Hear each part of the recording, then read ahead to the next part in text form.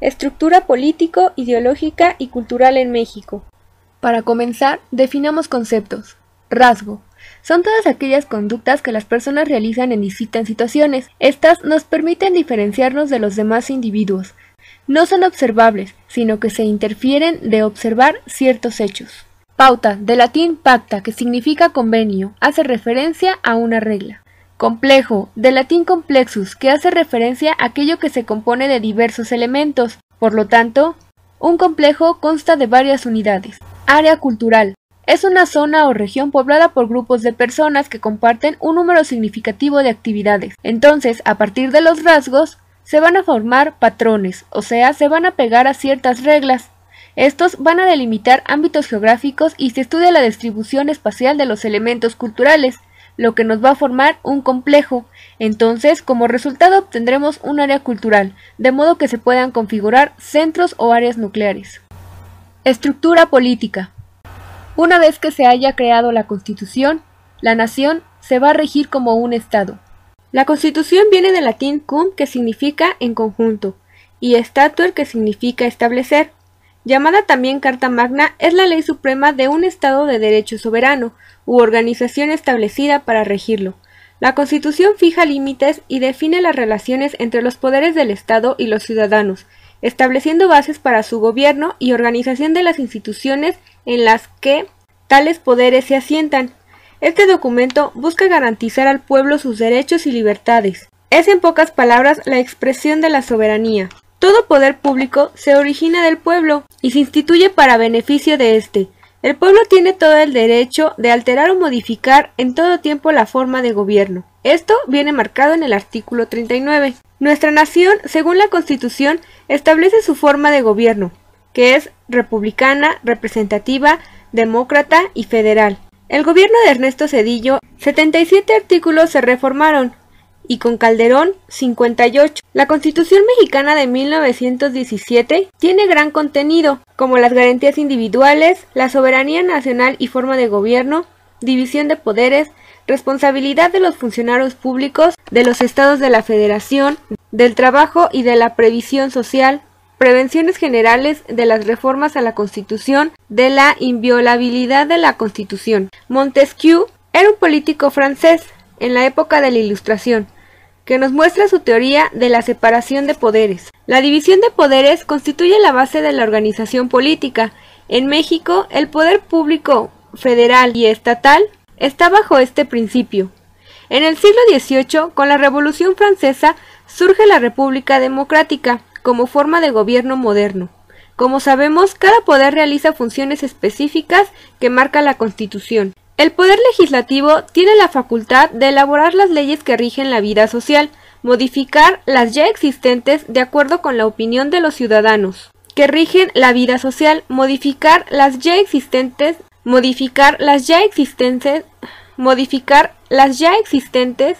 de acuerdo con la opinión de los ciudadanos.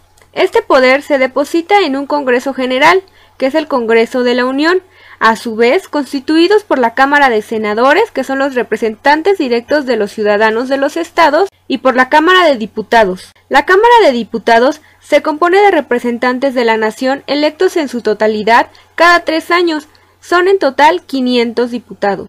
La Cámara de Senadores se compone de 2 miembros por cada estado y 2 por el Distrito Federal, teniendo un total de 64. Nombrados en elección directa, se renueva por la mitad cada 3 años. En la Cámara de Diputados se discute anualmente el presupuesto de egresos de la Federación, así como regirse en el colegio electoral para ejercer las atribuciones respecto a la elección del presidente de la República. Mientras tanto, en la Cámara de Senadores aprueban los tratados internacionales, los nombramientos de los ministros de la Suprema Corte de Justicia. Mientras tanto, en la Cámara de Senadores se aprueban los tratados internacionales y los nombramientos de los ministros de la Suprema Corte de Justicia. Las facultades del Congreso de la Unión son elaborar iniciativas de ley, discutirlas y aprobar según sea el caso, legislar sobre la salubridad general de la República, hidrocarburos, comercio, minería, así como crear y suprimir empleos públicos de la Federación. expedir leyes sobre las características y usos de la bandera, el escudo y el himno nacional. Estas cámaras las integran grupos de ciudadanos y su función principal es representar al pueblo en las labores políticas y en la elaboración de las leyes. Ejecutivo. Está representado por una sola persona, que es el presidente. Es electo de forma popular, directa, secreta y mayoritaria. Dura 6 años y no hay reelección. Se encarga de organizar y dirigir la política a través de secretarías de Estado y otras dependencias. Promulga y ejecuta las leyes que expida el Congreso de la Unión, nombra secretarios de Estado y dirige la política exterior y celebra tratados internacionales según la aprobación. El Poder Judicial está representado por la Suprema Corte de Justicia, los tribunales y juzgados. Están integrados en ministros, magistrados y jueces. Este poder se encarga de resolver los problemas, los funcionarios que violen las garantías individuales, las autoridades federales que limiten la soberanía de los estados y las autoridades de los estados que invadan la autoridad federal. Consiste en administración de justicia, conoce y resuelve conflictos que surgen entre los órganos del poder público y particulares. Una federación es un estado conformado por la reunión de varias entidades territoriales. También se le llama Estado Federal o República Federal. Sus características es que son autónomas, están compuestas por divisiones territoriales que se autogobiernan. Nuestro territorio nacional comprende partes que integran la federación, comprende mares, arrecifes y territorios aéreos y consta de 1.964.375 kilómetros cuadrados según el artículo 42. La Ciudad de México es el Distrito Federal, sede de los poderes de la Unión y capital de los Estados Unidos mexicanos. Según el artículo 3, la nacionalidad mexicana se adquiere por nacimiento o por naturalización. El artículo 34 nos menciona que son ciudadanos de la República los varones o mujeres que teniendo la calidad de mexicanos reúnan además los siguientes requisitos: haber cumplido 18 años y tener un modo honesto de vivir. El artículo 115 nos habla del municipio libre, el cual nos dice que los estados adoptarán la forma de gobierno republicano, representativo y popular, teniendo como base de su división territorial y de su organización política y administrativa en el municipio libre. El Distrito Federal corresponde al nivel de gobierno federal, los estados al estatal y los municipios al municipal, siendo así que contamos con un Distrito Federal, 31 estados y 2.439 municipios. Haciendo un pequeño resumen, quedamos que el Estado mexicano se divide en territorio, población y gobierno. En el territorio nos referimos a los 31 estados, al espacio aéreo, al marítimo y al Distrito Federal, que es la sede de nuestros poderes.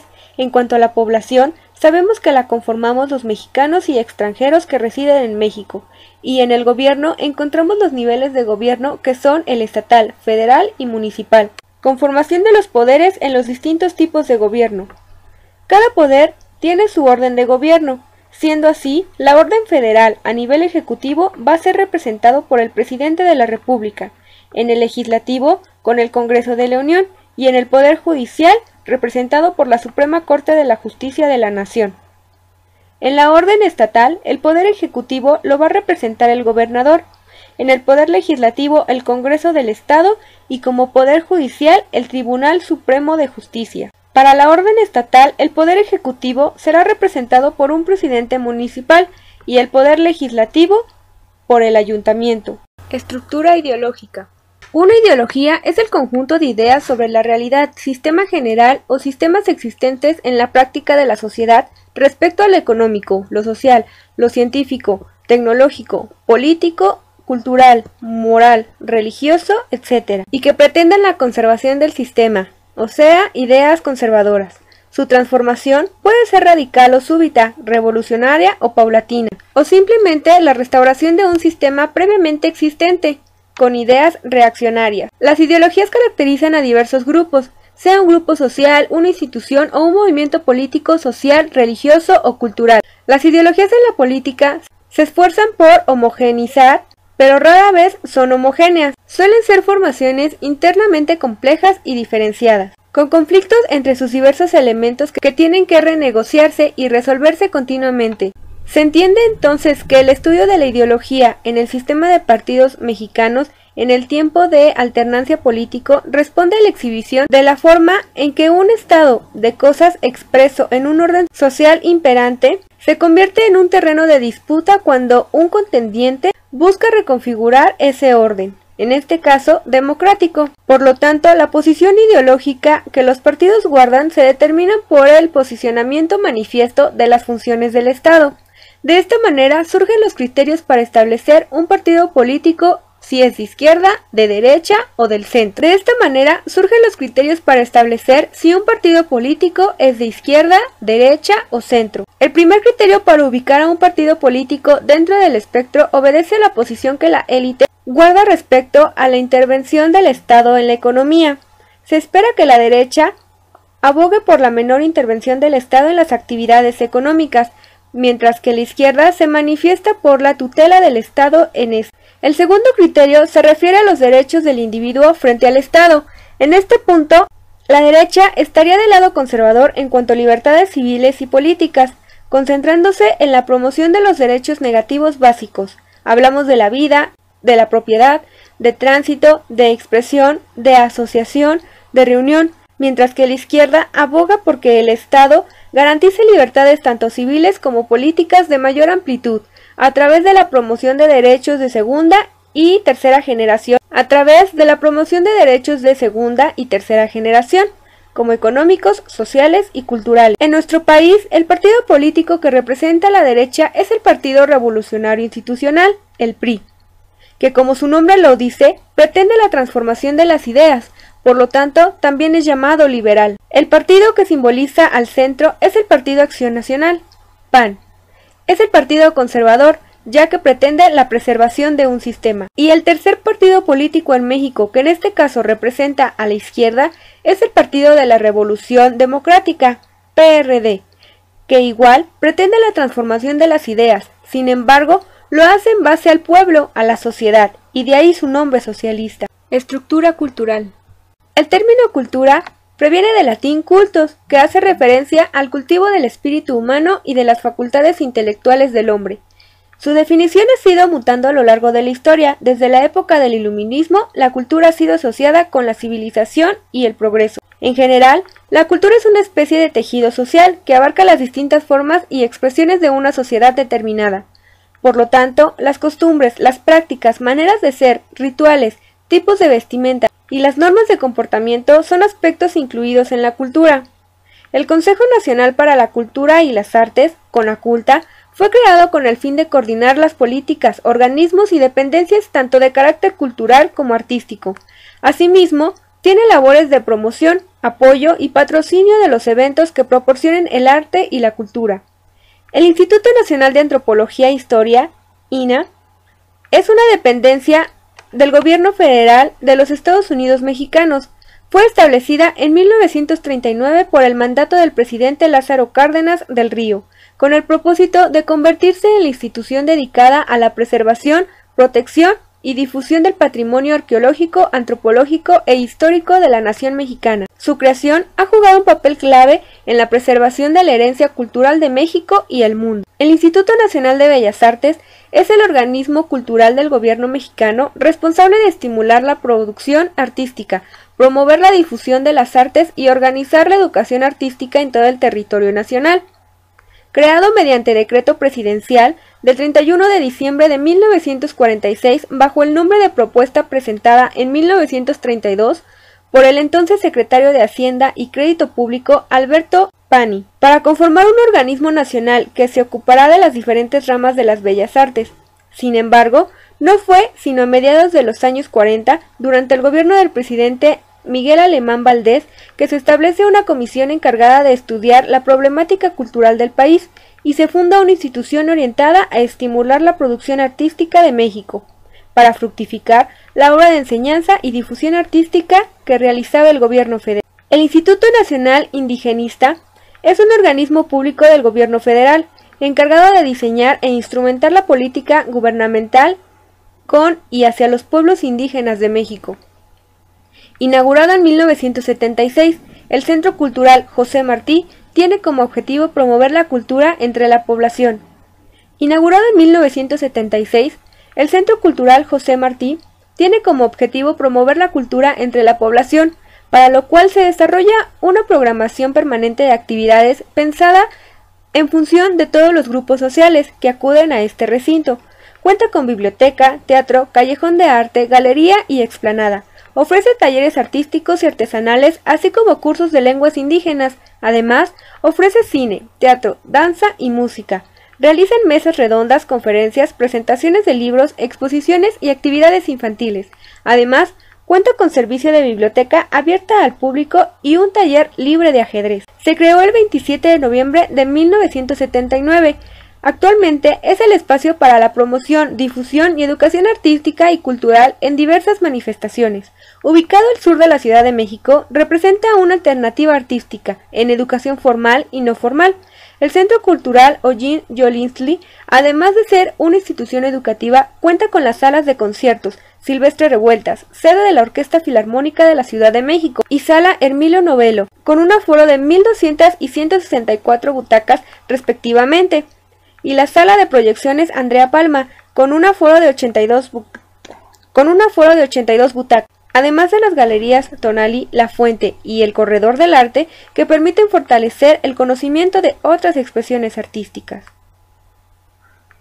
El Centro Cultural Javier Villaurrutia es el foro abierto que promueve y difunde la cultura a todos los públicos. En especial, se orienta a brindar espacios al programa vecinal de cultura y al programa Artes por Todas Partes. Ofrece talleres de pintura, creación literaria, redacción periodística, serigrafía básica y teatro infantil. La Orquesta Filarmónica de la Ciudad de México está considerada como la más importante orquesta mexicana y una de las más representantes de América Latina. Con 30 años de actividades ininterrumpidas, la Orquesta Filarmónica de la Ciudad de México ha presentado más de 3.000 conciertos en las principales salas de la República Mexicana y en foros de los Estados Unidos de Norteamérica, Europa, Sudamérica y el Lejano Oriente. La Orquesta Filarmónica de la Ciudad de México es, hoy en día, parte importante del trabajo ciudadano de la Secretaría de Cultura del Gobierno de la Ciudad de México, para divulgar la música de concierto a todos los sectores de la población, principalmente a la capital del país. El año 2008 marca orgullosamente el 30 aniversario de vida de esta importante agrupación orquestal. Dentro de la gastronomía encontraremos gran variedad, pero lo que más destaca México es lo siguiente: el pozole, las enchiladas, el mole, los frijoles, los tamales y los tacos, así como también las bebidas que nos distinguen como mexicanos, el tequila, el mezcal y el pulque.